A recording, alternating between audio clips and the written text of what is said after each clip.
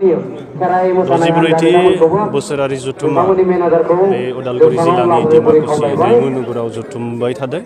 आरो बेहाय दिनै थामथि थामहिनबा जोबथा सान आरो दायो गेवलां मेल जासिगोन दसे समनि उनावनो जों आसा खालामदों बे जुथुमानिफ्राय जों बर' थुनलाइ आफादा जोङो माखासे गोदान मावथांखि लानानै खामानि मावनायनि खाबुखौ मोनगोन आरो आसाम सरकारा आरो जोंनि काउन्सिल सरकाराबो जोंनि बर'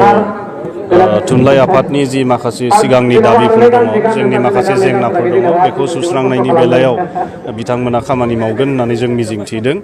मैया बिटिआरनि चिफ मानाव गेदेर प्रमद बर' बिथाङा थान्दै जुथुमाव नुजाफैनानै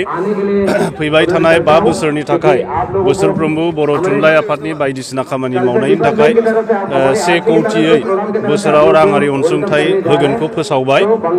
लोगोसे बिटिआरनि जि जिल्ला बर' थुनलाइ आफादफोर दङ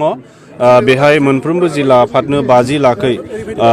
अफिस लुफुंनो थाखाय राङारि अनसुंथाइ होनायनि बाथ्राखौ बिथाङा अलरेडि फोसावबाय आरो जों आसा खालामदों जे फैबाय थानाय समाव जोङो मोजाङै खामानिफोरखौ मावलांनो हागोन आरो जों थाबैनो नैबे जथुम्माया जोबनायनि उनावनो बिटिआर गभर्नमेन्टजों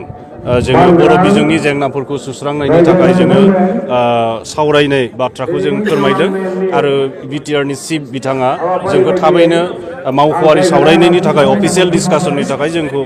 इनभाइटेसन हरगोन होननानै बिथाङा जोंनो खोथा होलांदों।